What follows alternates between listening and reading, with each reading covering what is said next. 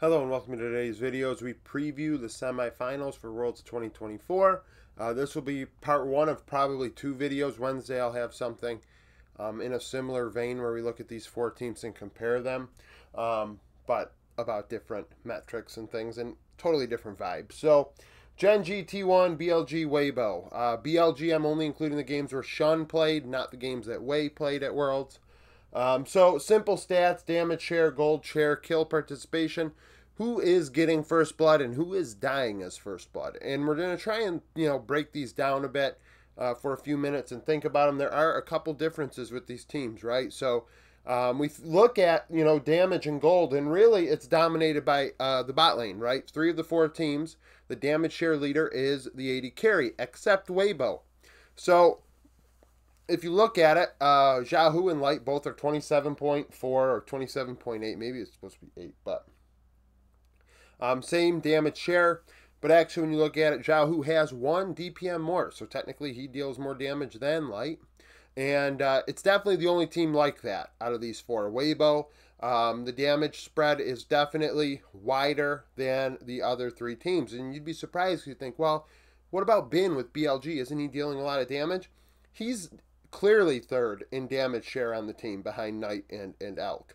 For Weibo, it's more spread out because even Tarzan's dealing a decent amount of damage. And then you look at T1 in gen.g, more standard, around 30, 28%. I mean, hell, Elk 31.6, right? So not only that, too, look at it and you see the numbers. In Xiaohu at 27.4, that is high for a mid laner at this tournament. Gold share, 80 carries. So before this tournament, we saw a mix. A lot of mid laners in there with the 80 carry mid lane meta. Well, AD mid meta, I guess is what I should have said. And because it's now changed more and become more of a mix and things like that, as that's kind of fallen out of meta and we've seen more traditional mid lane picks, 80 carries are getting the gold.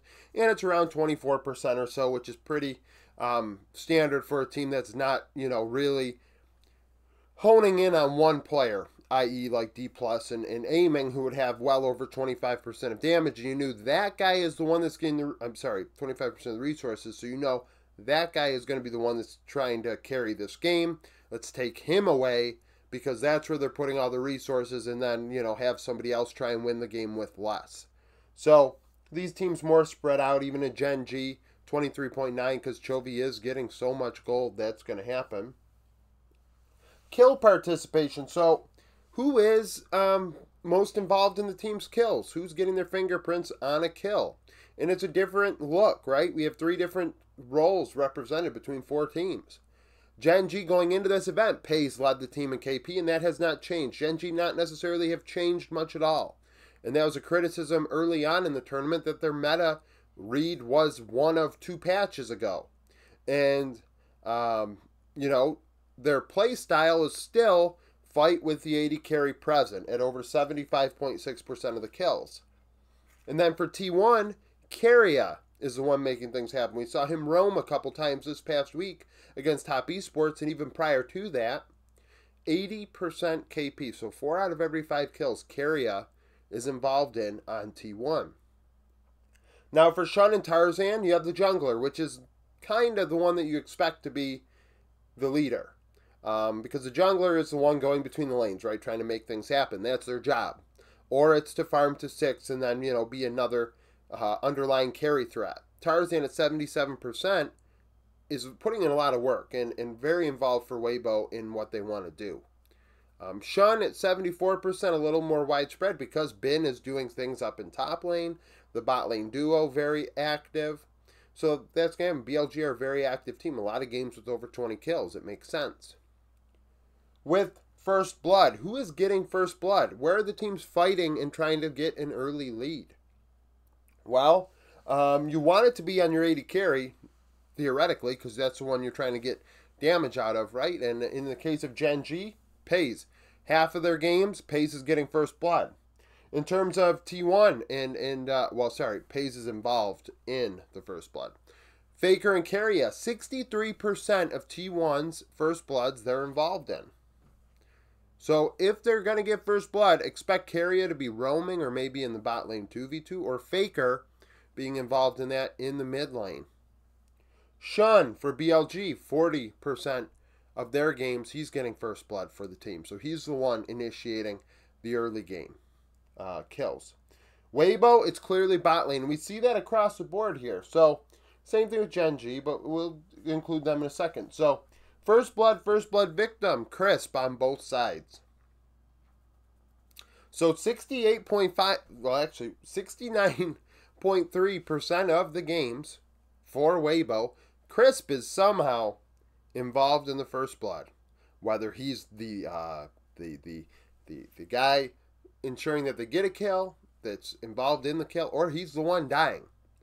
So bot lane is definitely where you're going to see Weibo and first blood against BLG probably take place. And then for gen.g T1, it's probably going to be in bot lane as well, because Pays 50-20. We have Carrier very high here, and even Guma and Owner 12.5% victim. So 1 out of 8 games, or how, well, they didn't play 8 games but at Worlds, but 2 of 16, however many, however many they played, Owner and Guma are equal in terms of who has died as first blood. Bin, so BLG, if someone's going to die as first blood for BLG, it's most often Bin. So 20% of their games, I think they have played 10 games with Shun, and 9 or 10, and 2 of the games, so 20 or 22%, Bin is the first blood victim. So, there are a couple differences with these teams to think about going to this event. That going into the next stage, that Weibo, their damage share spread is very different than the other 3, and that Xiaohu is dealing the same amount and actually more than the AD carry is.